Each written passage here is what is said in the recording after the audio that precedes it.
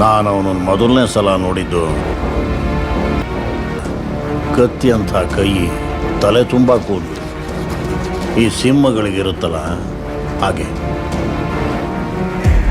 ನನಗೆ ಈಗಲೂ ಆ ಕಣ್ಣುಗಳನ್ನು ಮರೆಯೋಕ್ಕಾಗ್ತಾ ಇಲ್ಲ ಸರ್.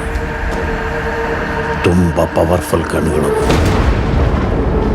ಪವರ್ಫುಲ್ ಅಂದ್ರೆ?